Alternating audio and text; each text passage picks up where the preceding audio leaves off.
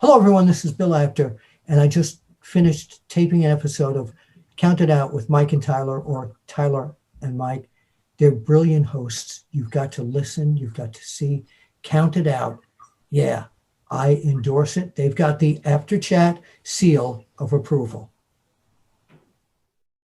Hey, this is Gail Kim, Impact Hall of Famer, and you are watching Count It Out with Mike and Tyler.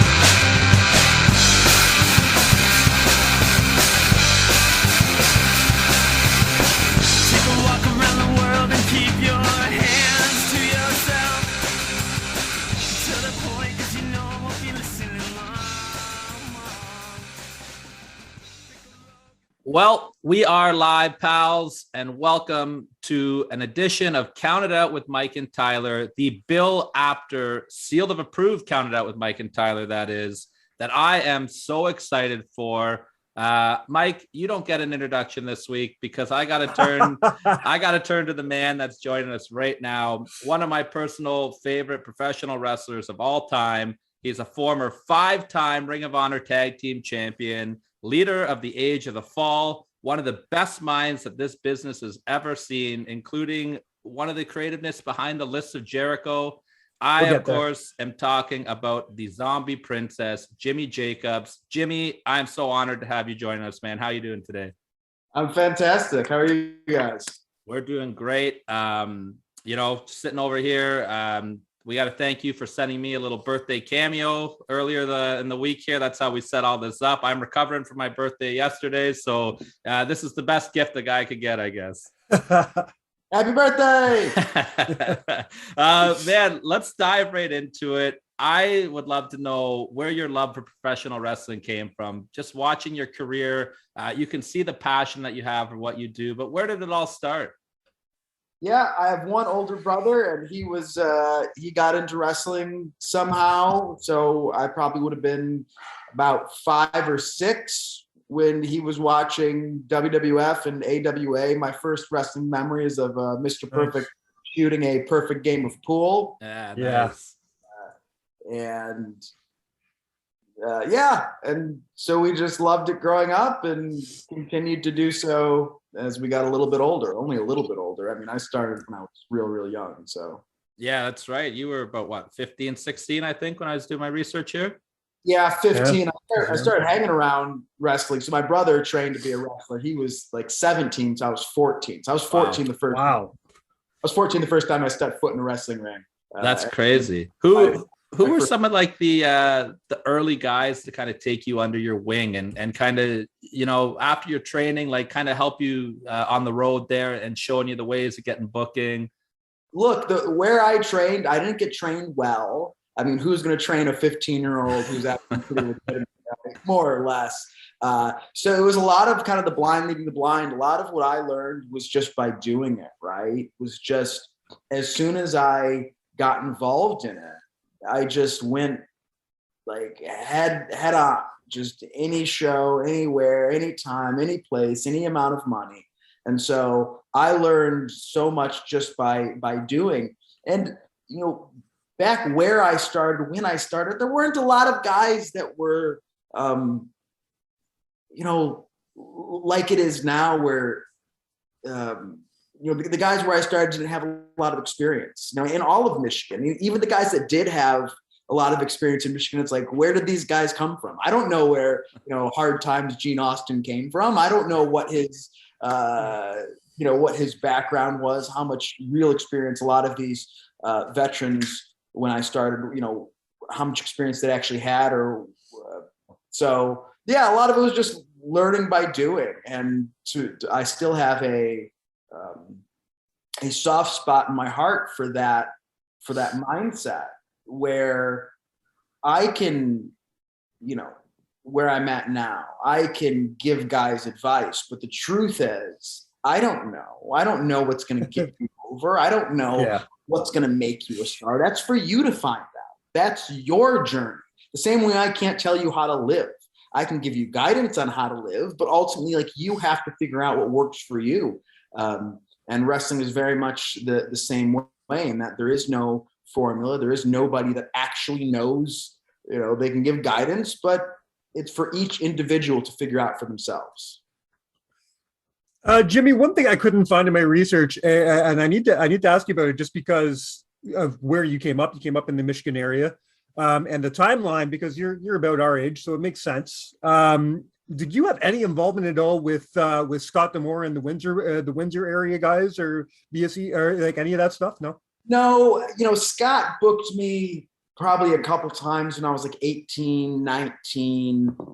But I was from the west side of the States, the Michigan. Right. West side Okay. Oh, that makes sense. Okay. I would come over and work in Detroit a bit. But yeah, I probably first ran into Scott probably when I was like, geez. I mean, I remember seeing him on shows when I was young, when I was 16 or so, when he was like still wrestling, and but no. Okay. Staying on the topic of Scott D'Amore right now, Impact Wrestling and just kind of its resurgence and the buzz that it's starting to get now. I know you've done some work, in the last few years with Impact. What's your view on the overall product and what you think they need to do to continue to grow that audience? Yeah, I mean, that's the big question, man. That's the question we ask ourselves every week. Is what steps need to be taken? And on the creative team, I think, in my mind, look, we just put on the best wrestling show we can put on, and I think we have made strides over the last handful of years since Scott and Don took over and they brought me on board. Going from when I came in late 2017 and then into 2018, it was just about, at first, not making the show not an embarrassing product to watch, right? TNA and Impact had a long history of promoting stuff and then not delivering it to the fans, or just insulting the fans' intelligence. And so a lot of it just became about, let's just reestablish trust with our audience. If we say something, let's do it.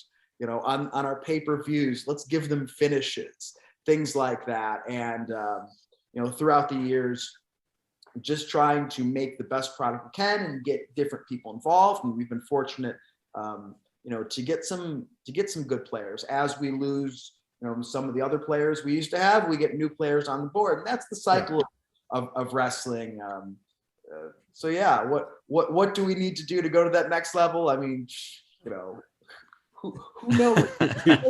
You tell him. I mean, from an in-ring standpoint, I think Impact's putting on one of the best weekly shows on television right now. They're firing on all cylinders.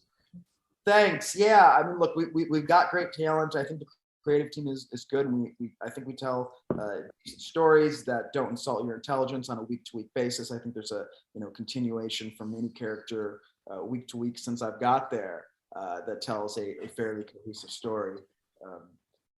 But in wrestling, it's the intangibles that tend to create booms and create prosperous periods in wrestling. And it's so much more than just the wrestling. It's so much more than just the week-to-week stuff. I mean, if you look at AEW, this is and they're doing great, but this is a case of the planets aligning. When wrestling boomed in the 80s, or when wrestling boomed in the later 90s, these are cases of, these are forces beyond what somebody does in between the ropes. With AEW, you're talking about these act like the Young Bucks, who are the hot. I mean, these guys are legends. I don't know if people realize that they're freaking legends. That right now they're in an era that you as a fan are witnessing. Two guys that changed independent wrestling. These guys, with their all-in show, sold out an arena without national television. When's the last time that happened? You're talking about like AAA arena show battle. What is it called? War of the Worlds. When Worlds Collide or something like that. Yeah. I mean, that's like the last time I think you're talking about something of that scale without being a major television promotion. These guys sold out an arena without national TV. You got Kenny Omega, who's like, again, a legend. Yeah. You have Tony Khan, who has this money and his connections with TBS and TNT. And then you have Chris Jericho over here, who they bring in, who, you know, at a time when indie wrestling was hotter than it's ever been, there are more fans that want an alternative to WWE than ever. And all those planets align and something's created. And so the idea of, you know, well, guys just need to work a hold more, guys need to slow down, brother, more, and you're going to draw money. It's like, this is asinine stuff. This is asinine shit. I mean, in the 80s, you have, you know, the advent or the real household popularization of cable television. And you have Vince McMahon, who's a lunatic genius, capitalizing on the national television market. And he has one star named Hulk Hogan, who has transcended pro wrestling. And he works with MTV, and you get all these factors here. And little of it has to do with, you know, what's going on in the ring per se. It's the same thing with the late 90s with WCW and the NWO and Steve Austin and, you know, the kids that grew up watching Hulk Hogan that had lapsed as pro wrestling fans that now are teenagers and get to see Hogan and get to the NWO and get to see Steve Austin, as these two different companies are on the same time on two different channels. I mean, like, this is stuff that anybody that thinks, oh, all you need to do is this, brother, and you draw money. It's like, you guys, this is dumb. This is dumb stuff. You know, when you're talking about the boom in the 50s with Gorgeous George and just television being around, there are factors that transcend pro wrestling to create boom. So, you know, for a company like Impact Wrestling, it's you hope that you get enough momentum, and you hope that you know, enough things are happening that give the proper atmosphere, the proper ecosystem to catch some buzz, to move to a new level. Yeah, you know, and you know, growing up with the Attitude Era, you know, and I'm 38 years old, so when I was in high school, everybody was wearing wrestling T-shirts. It was the thing, right? And now you look around and you've got Bullet Club shirts and Hot Topic and Young Buck shirts, right? Like, you can see that momentum is there. And now you're walking down the street and you're seeing random people with these Young Bucks super kick shirts throwing each other two sweets. Like, there is something very special going on in the world of professional wrestling right now, for sure. Before we dive into your wrestling career, which I really want to get to, Jimmy, one more question about Impact. You said it yourself, around 2018, 2019, the product's really changed and the product's getting better and people are noticing it. Myself, I was there at the Rebellion pay-per-view in 2019, and there was just something more special about that pay-per-view than has been at any show I've been at the years prior. You could feel something changing in Impact. And then in 2020, we get hit with this pandemic. How much pressure did you feel as a writer, the guys in the back, knowing, okay, now we got to keep writing the show, but we got to write it for nobody in the crowd? Does that change your writing process at all? Yeah, you know, certainly it was a real interesting time, I think, in all our lives. And obviously the reception of the product changes when there's no audience there, yeah. Right? That's half, at least. It's at least half of the show. At least half of the show is just the reaction of the audience. I mean, this is, you know, what I see to bring up AEW again. I mean, if you watch the show, some of it's good, some of it's really good, some of it's okay. But they have an audience that just loves everything. There's an energy in the room that has not been captured in a very long time. And to me, that's what makes that company special right now. I mean, look, when Rock and Hogan stared off at each other, I mean, imagine that with no audience. Imagine that without the audience just going bonkers for it. Mm-hmm. It's just two old guys staring at each other. Like, come on, guys, why don't you kiss already? Like, you know what I mean? It's nothing. It's nothing. So it was a difficult time to, you know, I think for a lot of wrestling, you know, for our wrestling television show to not have an audience, and it made us think outside the box a little bit. This is when we, Yeah. did our Wrestle House, what was, 6 or 7 or 8 weeks of Wrestle House, just to go, let's just take this and move it over here. Let's do something different. So not all our segments are in an empty arena, and it was difficult in a lot of ways, I think, as far as like the quality of the shows are. I mean, you go back and you look at that stuff now, it looks so weird. Like we ran a couple clips from our shows without an audience on my show the other day, and I was like, oh boy, this is awful. It's like, 2 guys in a ring in an empty room. You were still doing something special. I will say that. I'm not saying this just to kiss your ass. The only 2 products I could really dig my teeth in during the pandemic were Impact and ROH, because they at least were putting in the ROH was definitely putting in the in-ring stuff with the pure title coming back and all that. And then Impact, you guys, there was something with the wedding and Tommy Dreamer just being Tommy Dreamer and all that silly stuff. Everybody else, I felt was taking it so seriously. Impact said, fuck it, let's just have fun. And we felt that as fans, not just Impact fans, but as wrestling fans, we felt that. And that's what drove me to that product during I forgot there was no fans, because I'm laughing. I'm having fun with it. And whoever was in charge of doing, just saying, fuck it, let's have fun. That was genius, because it really came through to the audience. Yeah, I mean, we thank you. We had to take a pivot, right? On some level, like still give some good wrestling, but also give this is an opportunity to do stuff that's you might not be able to do before. Do a little more cinematic type stuff. Have some more fun with some camera cuts as the with no audience there. You can have a little more fun and do things a little bit differently. Having said that, I'm happy that the audience is back. Well, absolutely.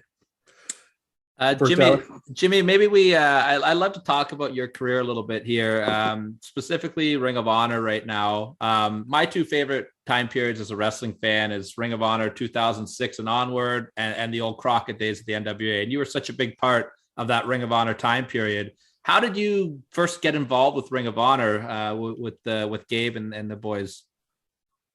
Yeah, so in 2003, Alex Shelley and I were, we both lived in Michigan, and we kind of partnered up as traveling buddies, and we went down to Idaho Mid-South and started working there, and started kind of at a feud there, and then people started bringing the match, to Pittsburgh or to CZW or whatever, and CM Punk asked me to give him a tape and I had known CM Punk for a few years before that, right? Probably since I was like 16. He never really liked me, but once I was out there working, showing that like, hey, I'm not just some once a month kid that's screwing around. I'm here to do it. And Alex and I were having good matches. He asked me to give him a tape to give to Gabe Sapolsky, who was the booker for Ring of Honor at the time. And Gabe saw the tape, and he told Punk, hey, they're good, but they're not Ring of Honor good. And that was kind of that, until Gabe was booking, he booked Chris Sabin. And he wanted, these are in the days where budget was an issue and they didn't want to fly Sabin. So they said, Gabe said, if you drive, bring 2 guys and I'll put them on the pre-show. And Sabin asked me and Shelley, and we of course said yes. And so Sabin told Gabe, hey, I'm bringing Jimmy Jacobs and Alex Shelley. And Gabe said, hey, I just saw those guys. They're actually pretty good. I'll put them on the main show and see what they got. And that was it. Me and Shelley and Sabin drove from Detroit to Philadelphia late June of 2003 for Wrestle Rave. And me and Alex Shelley and BJ Whitmer and Tony Mamluk had a 4-way, and it went real well. Got paid $50. Drove the whatever it was, 12 hours to Philly, did the show, drove the 12 hours back. And I felt like that $50, no trans, dude, I felt like I made it. I was there like, you go. This is it. I made it. It's so funny you made that comment about CM Punk not liking you. We had Lenny Leonard on the show about last year, I'd say. And he flat out said, I don't think anybody has a good first impression story about Punk. He doesn't like anybody at first. And I find that so funny. You basically said the same thing. Did you grow a relationship with Punk over time, or? Yeah. So I first met Punk. I think the first time I met him was in Milwaukee in 2000. My brother was working for a company called Mid-American Wrestling, ran by Carmine DeSpirito. And so I drove up to Milwaukee with my brother, and I was in the locker room, and it was just like, I believe the first words he said to me or about me was, "Who the fuck is this kid?"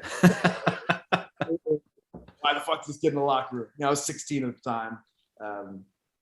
So I think Punk thought I was an idiot, and I probably was at 16, but like, who cares? I was out there doing it. And it wasn't until I was like 19, worked for IW Mid-South. I would see Punk occasionally on shows in Michigan or wherever, because we broke in right around the same time, the same general area. He was Chicago, I was Michigan, so we're real close.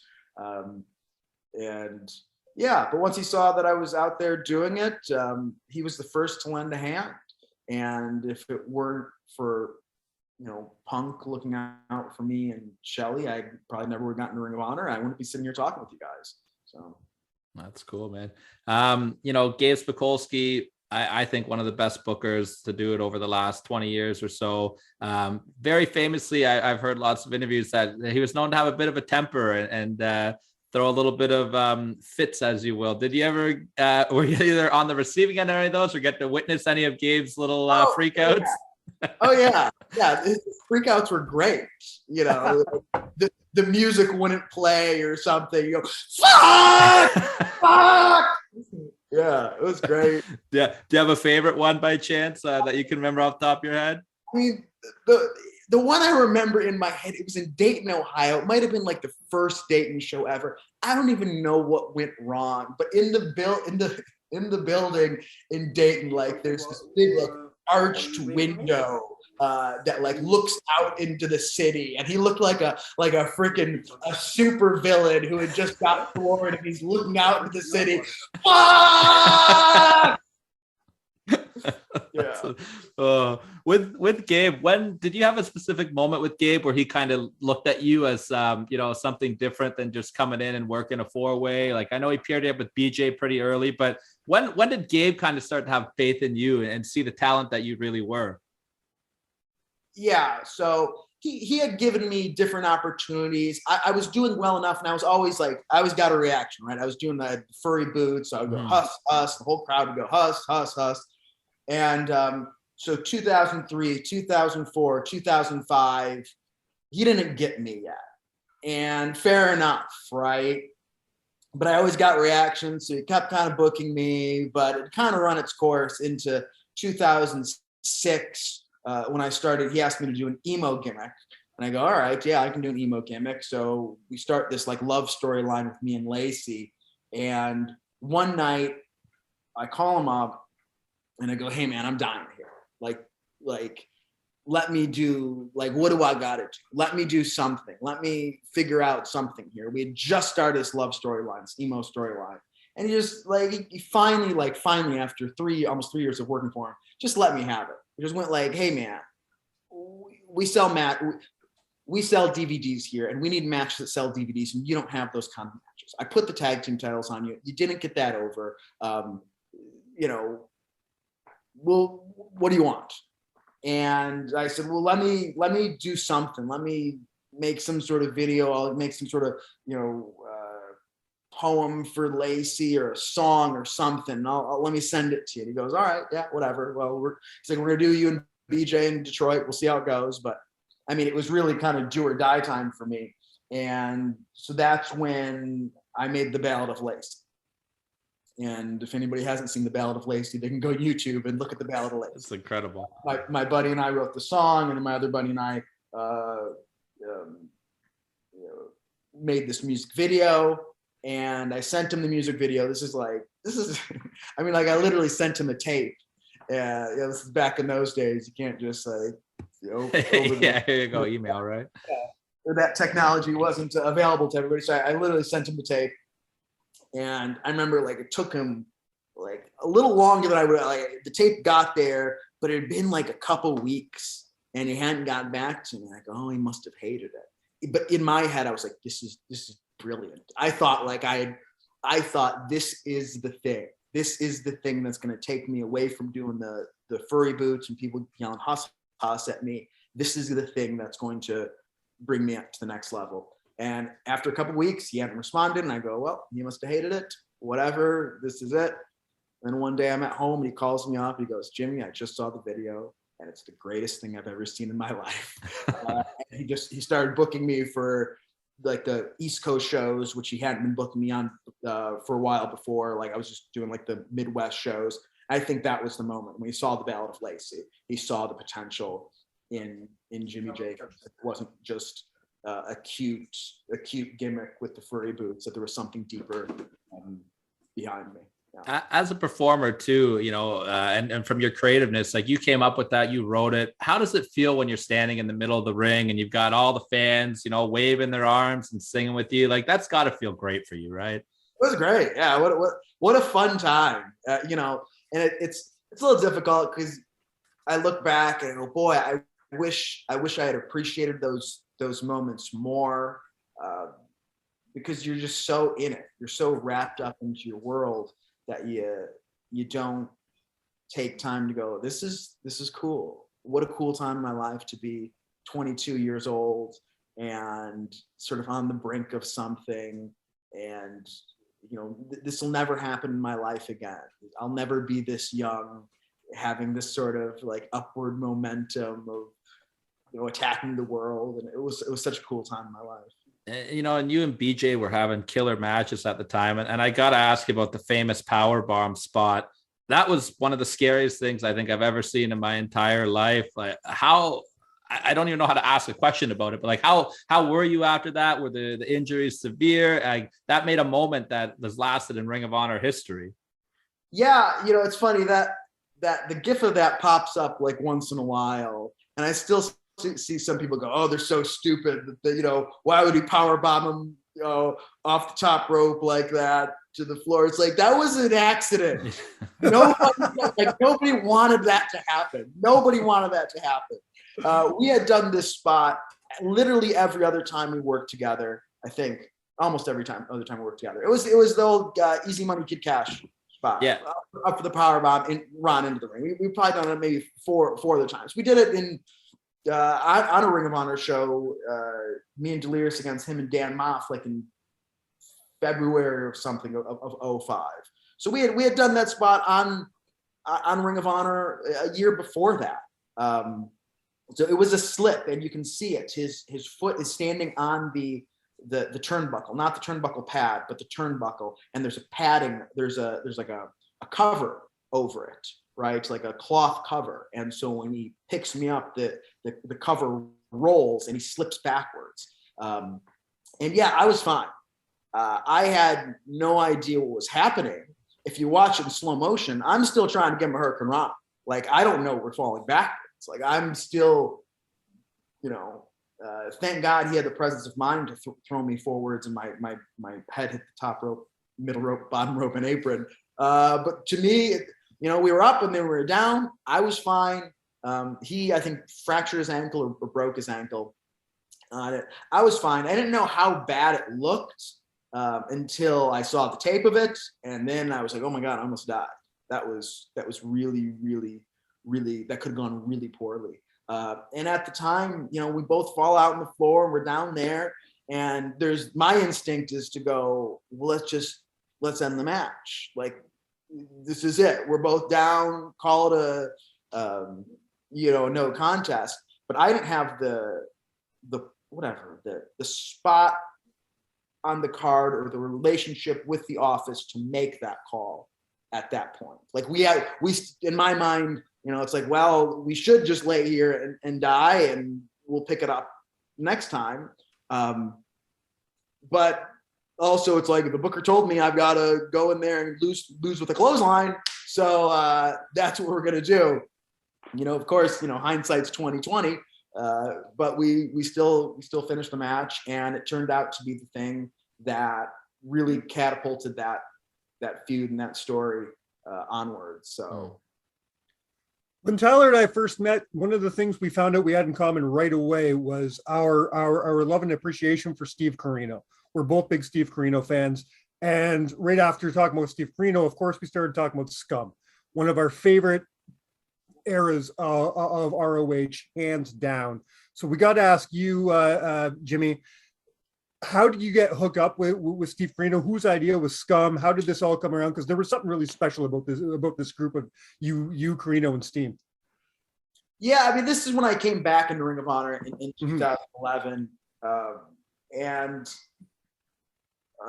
Delirious had the idea of putting together like a group of like the most dastardly heels in company history. And so it's like me and Steve and Kevin. And I think he maybe had an idea for somebody else, but it ended up being the three most dastardly heels in the company history come back and we're like reformed good guys.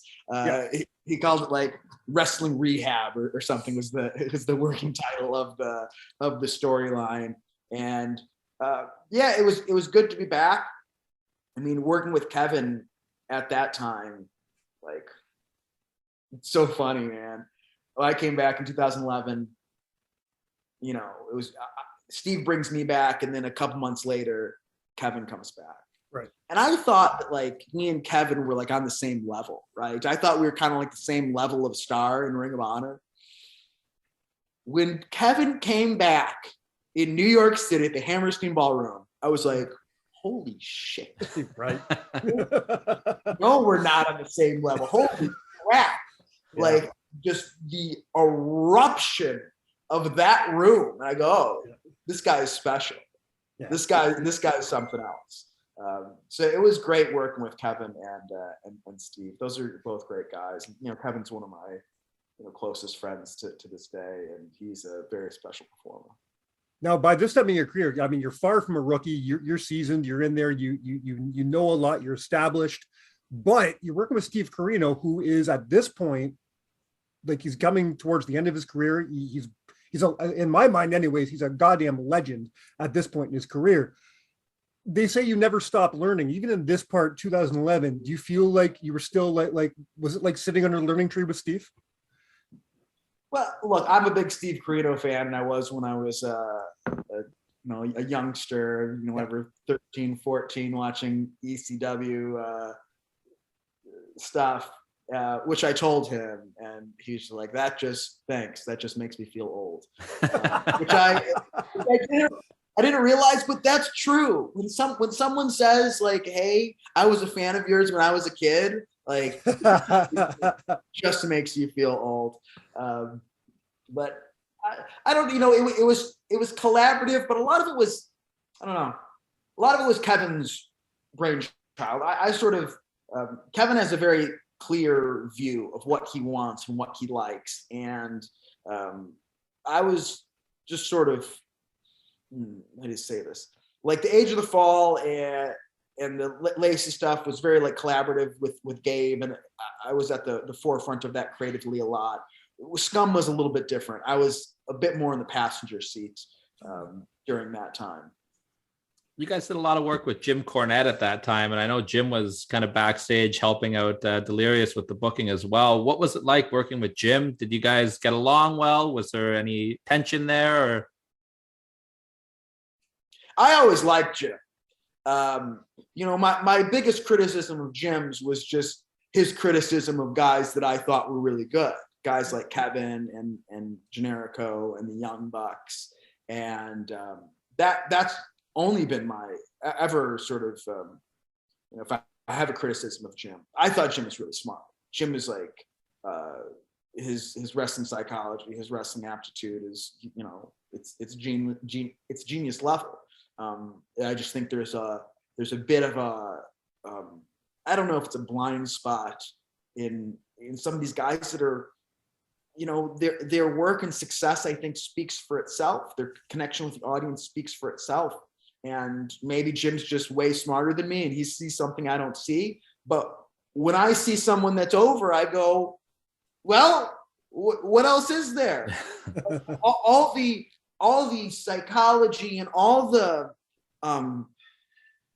you know, everything that anybody says, it's all just to get someone to this spot that we call over, where people want to pay money to see them. Like that's it. Whatever I tell you, hey kid, you need to do this. Like none of it matters if you're over. It's like, this is it. This is the thing. It's like, you're over, you're drawing money, so the company's drawing money. Like that's all there is.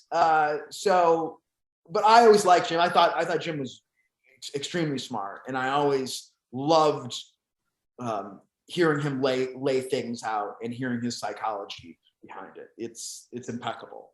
Something else that was really over at the time too, going back a couple of years, was the Age of the Fall. You know, you kind of morphed into this darker character.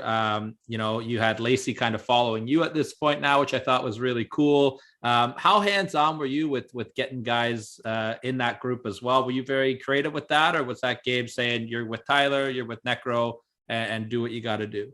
No, that was collaborative. That was, you know, Gabe and I, and then once we brought Tyler in, it was a real collaborative effort to put together, you know, the viral marketing campaign leading, you know, Project 161 leading into the Age of the Fall, to the debut of the Age of the Fall, to what the group looked like. It was all very collaborative. It was, you know, super hands-on, and Gabe and I worked, I thought, real well together. You know, doing a lot of it. Yeah, absolutely. You know, and you're paired up with Tyler Black, who's now Seth Rollins. Like, could you just tell, like, right away at that young age for him that he was just going to go on to be something special? Yeah, of course. I mean, this is like, look, it doesn't take a genius to pick out that kid and go, yeah, just come with me into my group, bro. Here, just let me just, you know, but it worked out well because he was unestablished at the time, and putting him with me, put him with a character that was more established in a group that would be heavily featured. We're going to work, you know, we were put together to basically work with the Briscoes, because the Briscoes needed teams to work with. So it gets him in there with some players right away. He was still young enough in the business where I had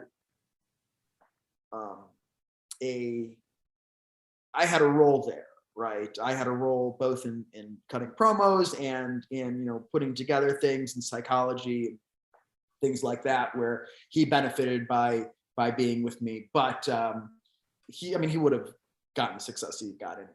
I mean, it's got nothing to do with me. I just happened to be there. I just happened to be the guy that goes, oh yeah, he's good. Come on.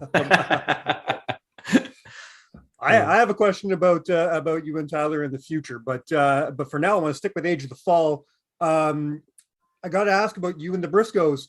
You are part of one of the most memorable visual moments in ROH history. Of course, I'm talking about when you hung Jay Briscoe upside down, and he's a bloody mess. You got his blood all over your white shirt. It was such an amazing moment.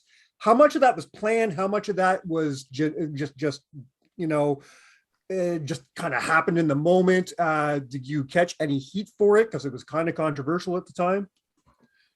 Yeah, I mean, look, we being me, Gabe, and Tyler, a lot of time trying to conceptualize what this debut of the Age of the Fall is in an era where everything seemed like it had been done.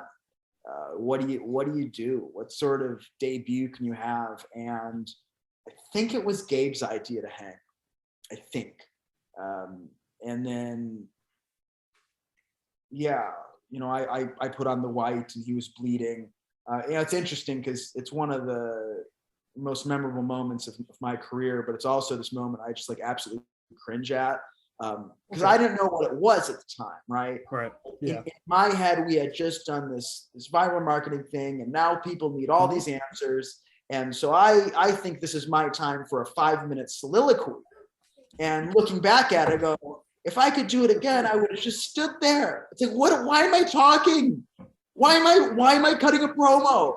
Like in my head, like I should have been like sitting in a chair and like I just give this whole speech. Like nobody cares. A man's hanging up above me, bleeding on me. You know, if I could do it all over again, I would have stood there, and just said one line. and walked off. Yeah, less is more sometimes, right? Yeah, but this is my job now is in creative is sometimes to protect the talent from themselves, because as a wrestler you're so in it you don't sometimes see what something actually is. That wasn't the time for me to talk for 5 minutes. That was the time for us to come out and for me to stand there. That's it.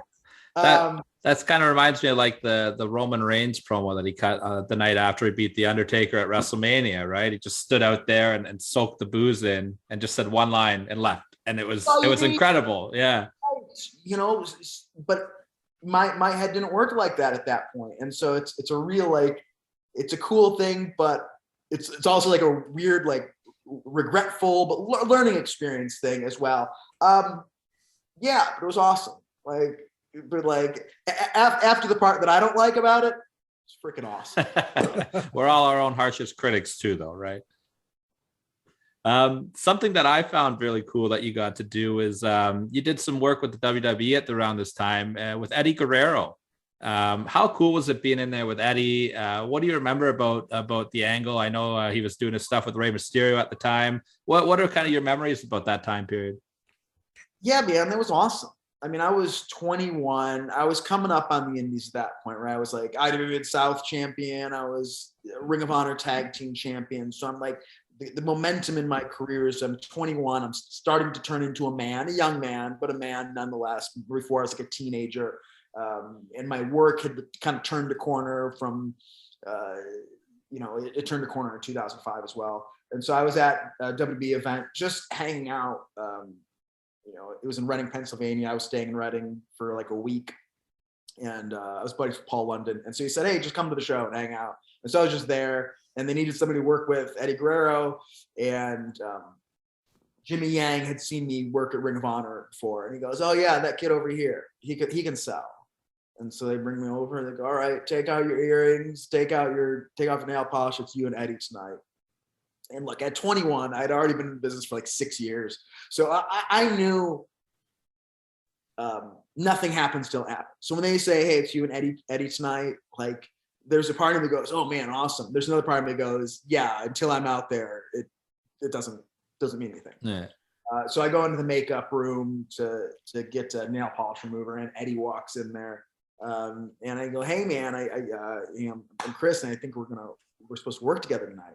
And he's just said, hey, I want to apologize that this match tonight, it needs to be all me. And I want to apologize for that, but I just want to thank you for your professionalism, for doing me that favor, and for doing this match with me tonight. I really appreciate it. And it was so, he treated me like an equal. He was so humble about it.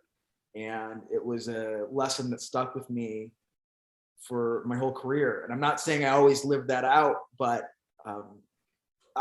in the WWE world, I was as low on the totem pole as you could be. This was my first time on their television, and I was working with, maybe the best wrestler in the world at that point. And he treated me like we were equals. And it just goes to show that it doesn't matter where you are in the card, how long you've been in the business, who you think you are, what character you've played on television. That doesn't make you a better human being than somebody else and give you the excuse to treat them like shit. And Eddie treated me with such grace. And before the match, he said, I hope we can work together again under better circumstances. But to me, at 21 years old, these were great circumstances. Absolutely. And we went out there, and he didn't touch me because he's a freaking professional, and it looked like he beat me up because that's the art of what we do, and he's good at it. Yeah. And yeah, I came to the back, and Vince thanked me, and I was like riding high. It was like 21 years old. Things are happening. And you got the win too, right? Eddie was a bit of a maniac, so we're erratic. So we're in the hallway backstage. He's like, all right, then I'll take you, and I'll put the mask on you, and I'll do this, and I'll give you the frog splash 1, 2, 3. No. I'll bring in the chair, brain buster in the chair, Black Tiger style. You up, and then walks out. Am I winning? Yeah, which is but no, it was an amazing experience. Great time. Mike, what do you got over there? I got a very selfish question. This is purely for me, Jimmy. I apologize. This is just from the fanboy mark in me. I got to ask you about it. One of my favorite promotions in history is Wrestling Societyx. You were there briefly, with Tyler, of course. I got to ask you. The whole thing was brief. So what's that? Well, the whole thing was brief. You said I was there briefly. I mean, like, the whole experience is brief. No, the whole thing was brief. Yeah, you're not wrong. But as brief as it was, there was something so special about it. I personally loved it. Good luck finding it on DVD or anything these days. It is the holy grail. I cannot find it anywhere. You tell people about it, they have no idea what you're talking. You can't show them. But it was really special. I got to ask you about the atmosphere there. And were you hands on with Vamp at all? Did you work with Vamp in the booking at all? I didn't. No, I mean, it was a great experience. Let me just tell you. I'll put that out front. It was awesome. I was 22 years old at that point. So again, like, this is the time in my career where, like, everything's going up before things start to hit a snag, and you realize everything isn't just upward trajectories. So sometimes you do. But I was 22. I just gone, like, TNA had flown me down to Orlando for a match, and then, you know, MTV wants me. I'm like, I'm the man here. It's like, by this point, I'll be a millionaire by the time I'm 26. That never really worked out. But Wrestling Societyx, it was cool. It was, again, I was 22, so I was about 7 years in. And again, to me, it's like nothing happens till it happens. So when I had people telling me about all these, like, amazing things that were going to happen with it, you know, it's like, you guys are going to be at the Video Music Awards, and it's just like that meter goes off that goes like, why are you telling me this? Why are you telling me what this huge success is going to be? And so look, God bless Kevin Kleinrock, you know, Big Vision Entertainment, for getting pro wrestling on MTV. It's like freaking legend for making that happen. But there was definitely a cloud of, you know, Vampiro. I love Vampiro, but he's a big talker. Right, he speaks in these hyperboles of, you know, we're going on Tuesday nights at 10:30, which is the same time, you know, ECW, WWE's ECW was on Tuesday nights at 10 o'clock on Sci-Fi. You know, guys, we're shooting the first shot against Vince. You know, these sort of things. Like, come on. The Tuesday Night Wars are in full effect. Yeah, there you go. Right. Yeah. and to me, it's like, I don't care, because I don't buy it, because I know that nothing happens till it happens. And even when it happens, it hasn't really even happened yet. What I mean by that is, we had a show on MTV. We had a wrestling show on MTV, and it didn't matter. Nothing changed. My career didn't. It wasn't like, oh, MTV star Jimmy Jacobs. Now, it had the potential for that to be on MTV if it were a success. Has massive potential to sort of transcend, you know, from being a wrestling star to being a pop star. But the truth is, I knew enough at 22 to know that this is just a cool experience, and that's all it is until it's something else. And I didn't care about hearing the big promises of what this was going to be. But it was an awesome experience. You know, do you have any theories to as why those promises were never fulfilled? Why it didn't get a second season? Was it viewership? Is that the problem? Because it was a great product from a wrestling standpoint. Well, it was doomed pretty much from the get-go. I don't know how Kevin got this on MTV. Here's what it looked like was, as soon as MTV agreed to do a pro wrestling show, they regretted it immediately. That's what it looked like. I mean, we were not promoted at all. I think we were part of, you know, one commercial, you know, with the Tuesday night 10 spot, you know, Bam Margera's wedding, and at 10:30. So needless to say, this was not the second coming of rock and wrestling. No, and but it was a great experience. I got paid, you know, for me at 22, it was like really good money, and staying on a hotel in Sunset Boulevard, and you know, shooting out of a sound studio, and just sort of getting taken care of, and not like schlubbing around like all the indie wrestling I was doing at that time, was awesome. After like the third week that we aired on TV, I want to look, this is the story I heard. So who knows? Something happened where the one person at MTV who did like us, there's this big shakeup and he's out. Standards and Practices all of a sudden has a problem with the fireball that gets thrown, and they have to like digitize this fireball. I don't know if you remember this. Yeah. There's like somebody throws a fireball and they had like add like digitization over it to make it look more supernatural, because even the show Standards and Practices like wouldn't let us use things that were like household objects, right? This is why all the stuff was like electrocution and piranhas, and it wasn't so much chairs. I don't know if chairs were allowed, or maybe they are, maybe not. I don't know, but it was things like that. So we're already dealing with things that were sort of above the you're dealing with the corporate world. And so so they played us for 3 weeks. We were off for a week, on for a week, off for a week, and then they ran like a marathon on that 5th week of the next like 5 episodes. Episode 10 never aired, and that was it. We were done. Jimmy, I'd love to jump ahead here. You've got this tremendous in-ring career, and now all of a sudden you're one of the writers for the WWE. How did this come to be? How did you get hooked up with the writing job? Yeah, I just, I had this sort of epiphany as my career was sort of plateauing, and I was like running my head against this brick wall of something that just seemed like it was never going to happen. And I just go, oh, that's because I'm not supposed to be wrestling. I'm supposed to be in the creative, of course. Like it just became obvious to me. And so I called Bryan Danielson. I called Seth Rollins. I called Joey Mercury. Seth got me booked as an extra for some shows they were doing in Cleveland and Detroit. I called Joey. I called Bryan. I said, hey, I'm booked as an extra, but I'm not going there to get a job as a wrestler. I'm going there to get his job as a writer. So it was like me calling in my favors after building up, some goodwill for the past, whatever it was, 15 years at that point in the wrestling business. And I called in my favors. I said, this is what I'm doing. So please do what you need to do. And Bryan and Joey did, and they brought me up to Dave Kapoor, who was managing the writing team at the time. We were in Cleveland. They brought me up to him and they said, hey, this is Jimmy Jacobs. He's a genius and he belongs on your team. And that just began the process. And then I sort of went through the interview process like anybody else. They just sort of helped me get my foot in the door, or put me in front of the right person. And I had to do the rest from there. But, a lot of people wanted me there.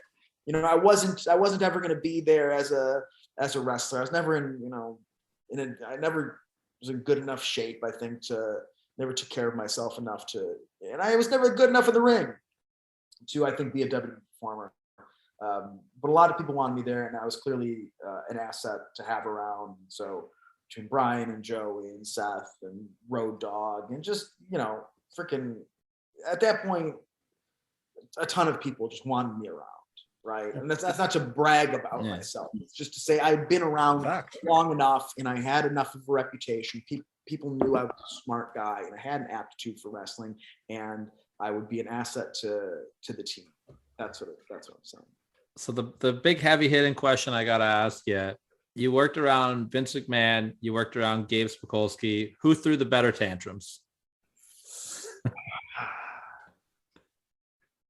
Vince didn't throw tantrums.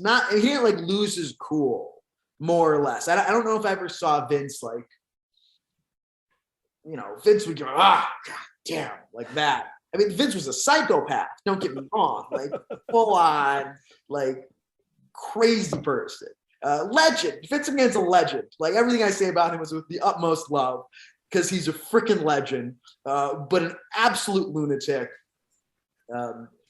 Gabe would just throw like short bursts, like short temper tantrum bursts.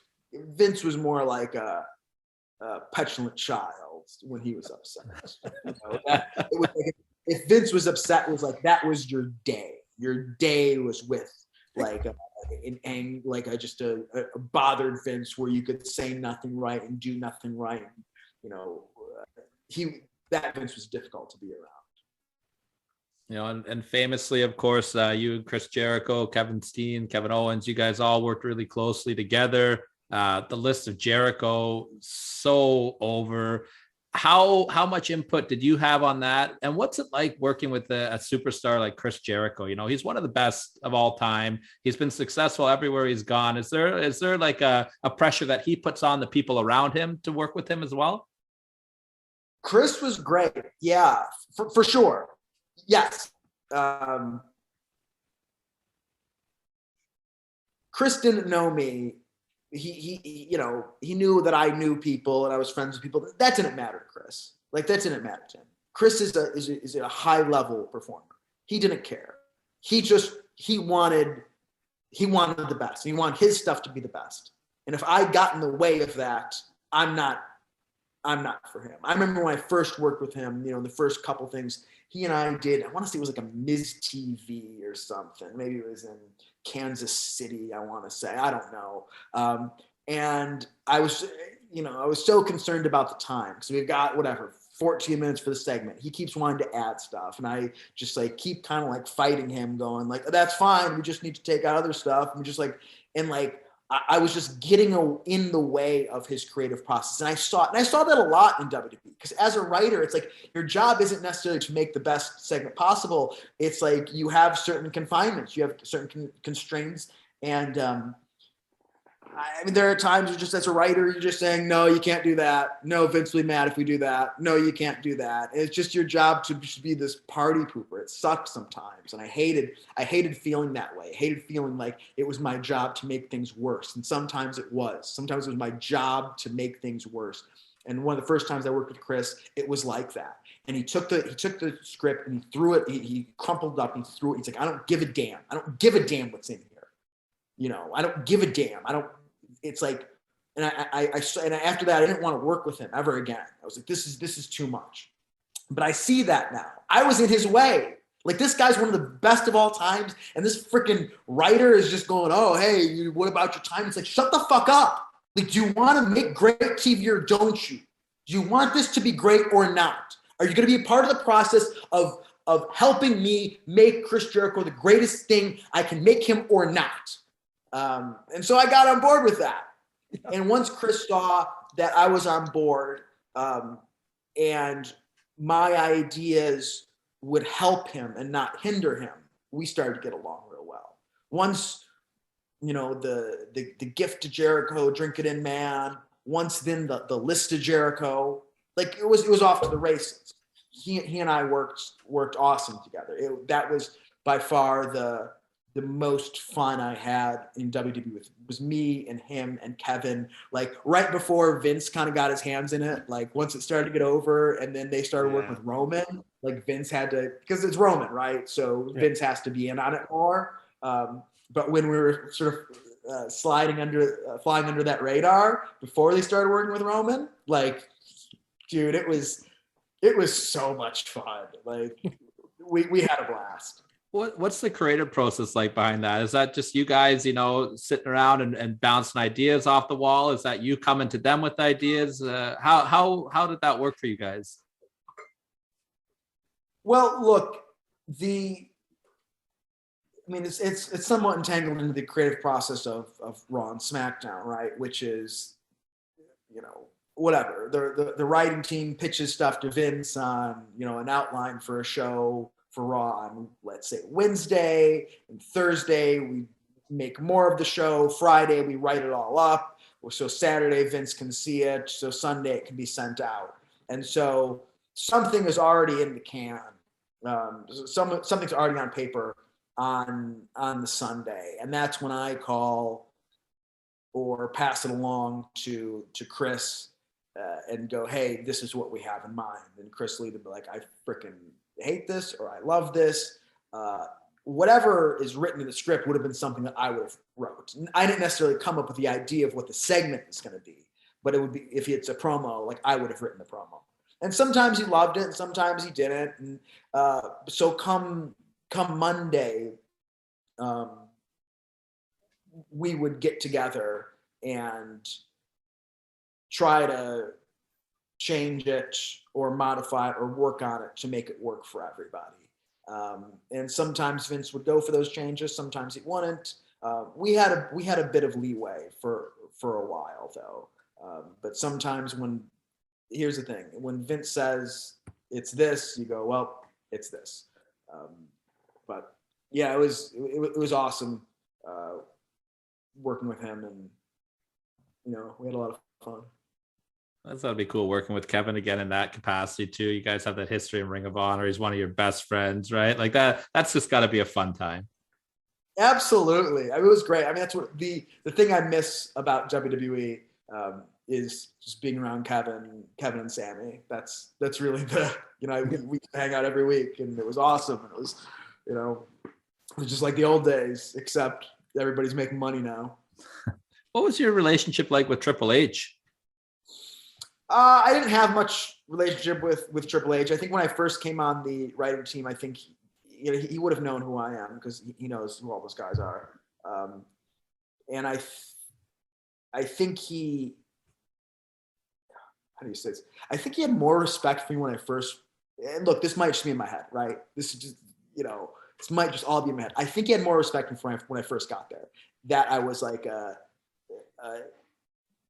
an indie guy like these other guys were in a certain manner of speaking. I think later on it was just like, oh, he's just like another writer now. And to a large extent I was. And so fair enough. And Hunter really, in my estimation, didn't have a whole lot of respect for the writers. And that's fair enough. I worked on NXT for a few months.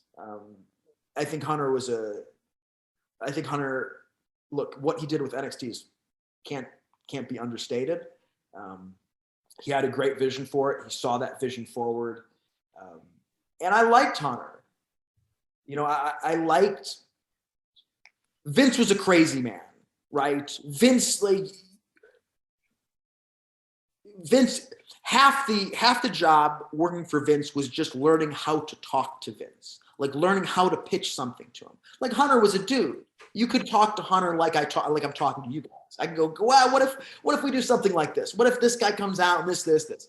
With Vince, you have to go, sir, based on what you told us last week about our heels leaving with more heat, I'm wondering, is there anything to Rusev coming out? Like, you've got to preface it with these things, and you've got to paint a picture in just a few sentences and not lose him. He gets confused, and it's your fault. Hunter was a good guy. He was an easier guy to work with, I thought. And I liked Hunter. I liked him. We were never particularly, we never got on particularly well. We never worked together a ton. And we never had much of a relationship. But I liked him.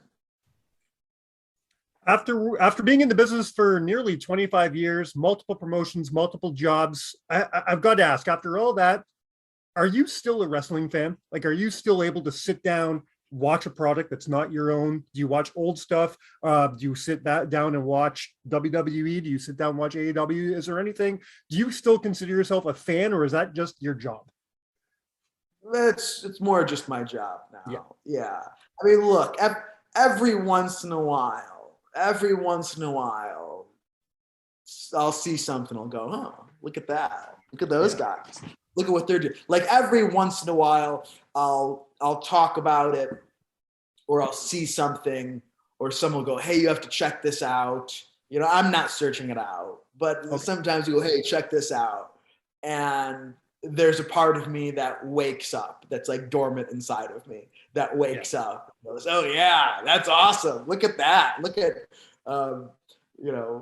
whatever, somebody yo, check out this old ECW thing, and it's yeah, this is how awesome was this shit, right? Yeah.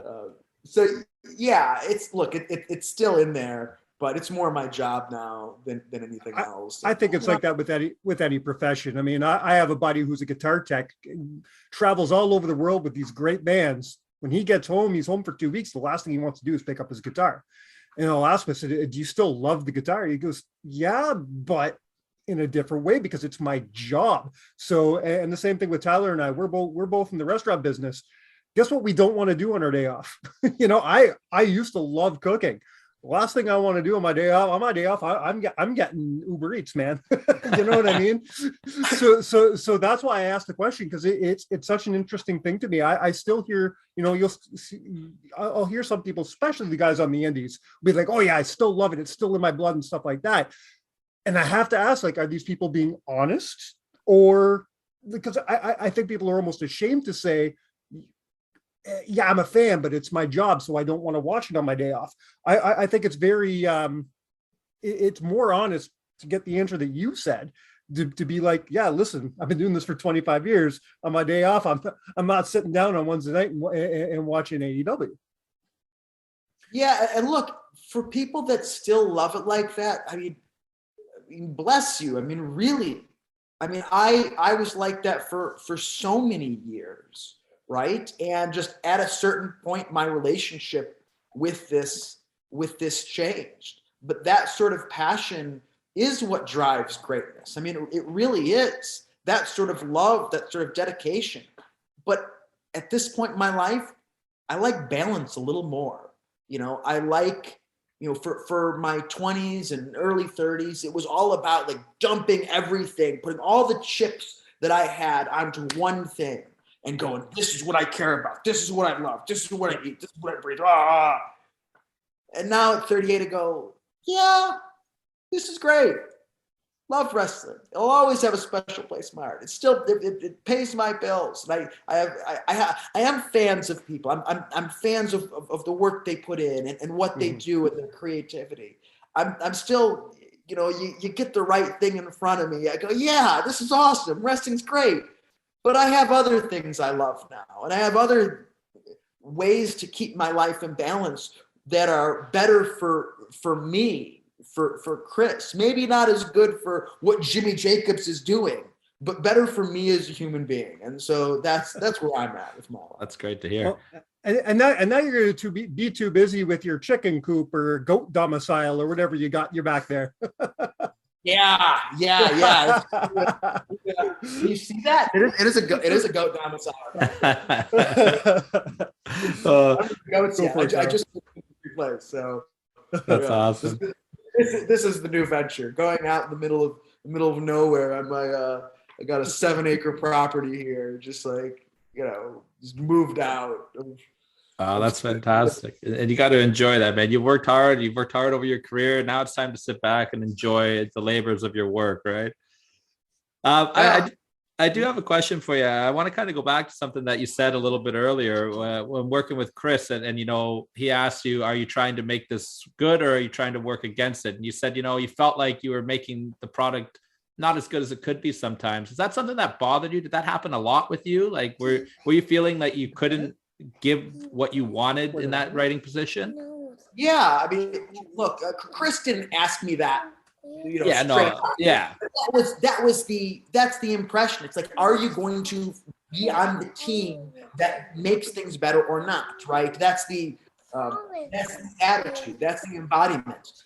Yeah, dude, it bothered me a lot. I saw that. I saw that so many times where I'm just like telling talent, no. Man, that would be awesome, but no, and we can't. No, and it's like I'm literally just like weighing this thing down, and that was one of the nice things coming to Impact Wrestling is just, look, it ain't the stage that WWE is, but God, it was so freeing to go back to creating a product where. In WWE, everybody's just playing to not lose. Especially I'll say it on the creative side or maybe on the wrestlers side. Those guys perform really well in the ring, but mostly it's like just you're trying to not get yelled at by Vince. You're trying to not get fired. And so for the wrestlers that have disparaging things to say about the writers, it's like, I might too if I have these people going, no, sorry, you can't do that. Sorry, you can't. You got to understand, it's not the writers, it's Vince. Vince, and not to point the finger, but he gets the call at the end of the day. So he gets the credit and he gets the things that he gets the blame too. And the way he runs the show is a bunch of people that are scared to take a chance. He says he wants people to think outside the box, but not really. He wants to see that you're capable of thinking outside the box, and then know you'll toe the line. Like that's what he actually wants. And so yeah, you got all these guys that are just trying to do the thing that they know won't get them yelled at. That's what they're trying to do, and there's no way to make a show. It was so nice coming to Impact Wrestling, going, oh, I can just do this, and I don't need to ask anybody. And if it goes poorly, I go, yeah, I tried that, and that's went poorly. But I can take that chance because I don't have a psychopathic boss who. Look, it's Vince's show. He gets to. I say all of this with the caveat that it's his show. He gets to run however the heck he wants it. And if you don't like the way Vince runs his show, you can run your own show. And that was my mantra there. It was not my show. Look, if it was my show, this is how I do it. But it's not my show, so we're not going to do it that way. Do you think that that's part of the reason why you hear so many guys asking for their release right now, or you hear in interviews that people are doing saying that they got their passion sucked out of them? It's maybe Vince's unwillingness to not take a chance on something different. Yeah, WWE is a very specific thing. My whole career, I worked to get there. And then after I was there for a little bit, I go, oh, I see what this place is. Like, it's great. And look, if you want to make money and become a big star, it's the place to be. But it's a very specific thing. And if you don't like that very specific thing, you're not going to have a good time there.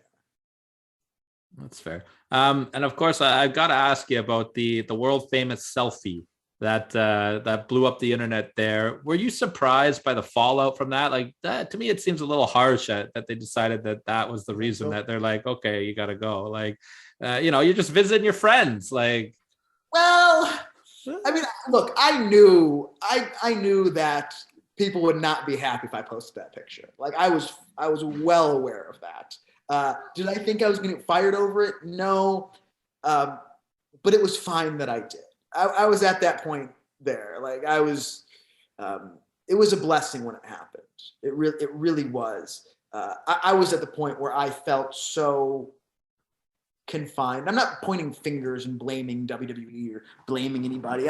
This was my experience. My experience, I felt so confined. I felt that I just couldn't exist how I exist, whatever that means. Like all I ever wanted there was to just be judged by my work.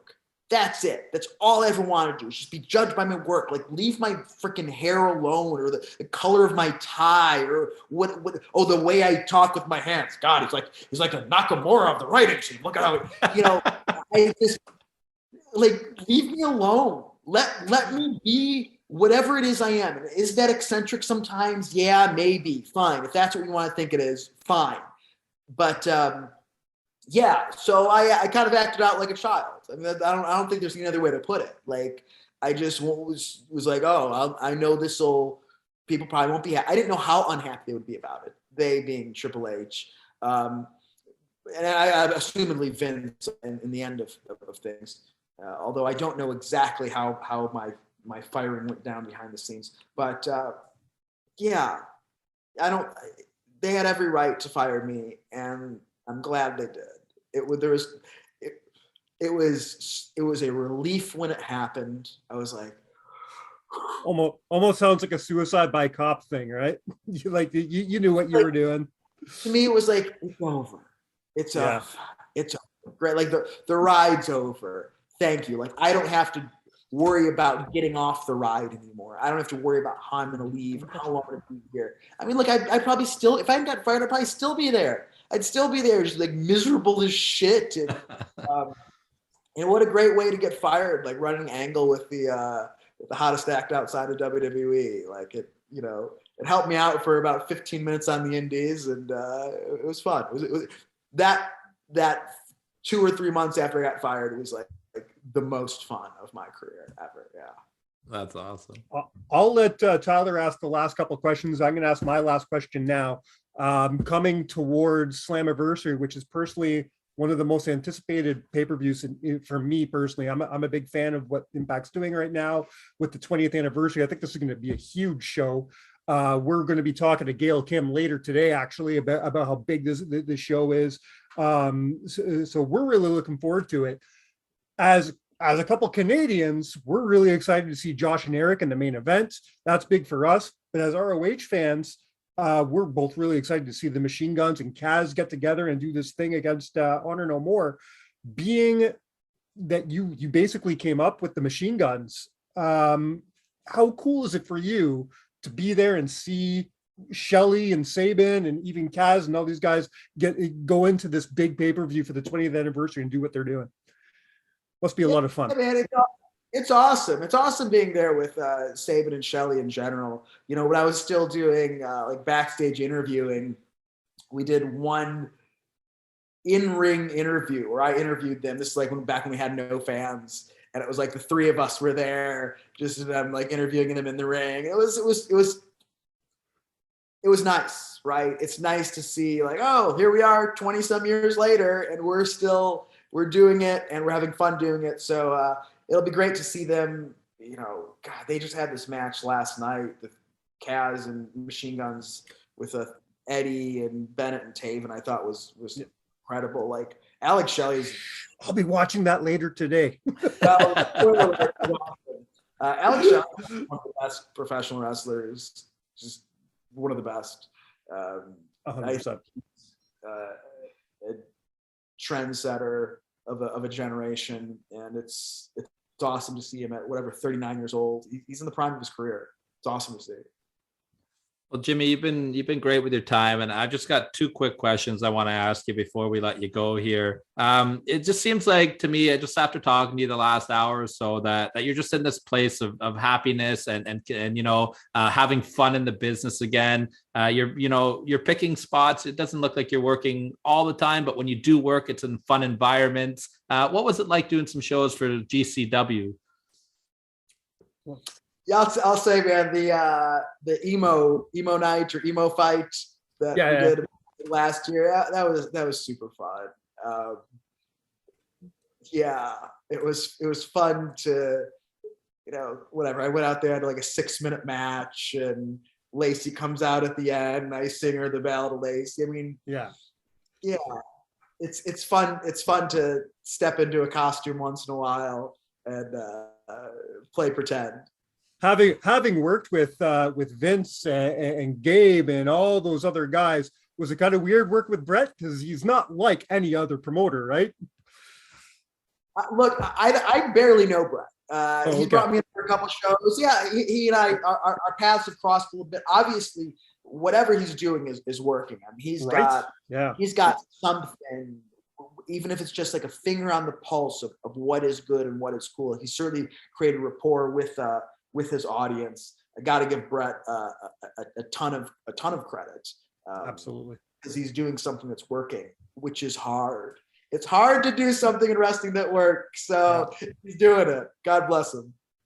So the last question I want to ask you, Jimmy, you know, with your amazing career that you've had both in the ring and behind the scenes, what is it now that motivates you and keeps your creativeness going? Because you're a very creative guy, and I'm sure you have an outlet that you want to let that out in. Are you happy?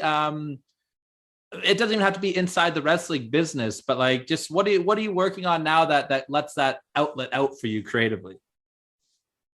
Well, look, I still do have, you know, a creative outlet in wrestling, obviously, is, you know, writing for Impact Wrestling. And it's always nice, like, nice when you find like, that talent that gets it and seeing them and working with them and guys that are on the cusp of getting it and helping them sort of turn that corner. I love that. And as far as other creative outlets go, I don't know. I'm just moving on to this freaking property. There's something I'm looking forward to with co-creating with nature and you know, getting a garden back here. Also, I've got some goats. Maybe I don't goats TBD. Also, I've got my ukulele too. So there you go. The Ballad of Lacey is out. I play my ukulele every day. That's amazing, man. That's amazing. Well, Jimmy, I can't thank you enough for taking time out of your day and talking to us. I could keep you here all day, man. I could listen to you talk forever. So maybe we do a part 2 down the road sometime. Is there anything you want to plug before we let you go? Are you doing social medias or other than Impact Wrestling, anything you want to plug? Slammiversary, our 20th anniversary show, June 19th on pay-per-view and Fight TV. And you can find me on Instagram at Jimmy Jacobs X, although I don't know when the last time I posted on there is, but you can follow me. Awesome, man. Well, Jimmy, it was a real pleasure. Thank you so much. And we can speak from experience. Go get Jimmy on Cameo. He does a good one, I promise you. Probably the best one we've ever seen. Absolutely. Mike, why don't you take us home for the show, buddy? In behalf of your birthday gift, Tyler, this is all for you, buddy. It wasn't really hard to do. Jimmy was so gracious and jumped right onto it. It was not probably the easiest interview we set up ever. So on behalf of that, thank you so much, Jimmy. We have been counted out. Cheers.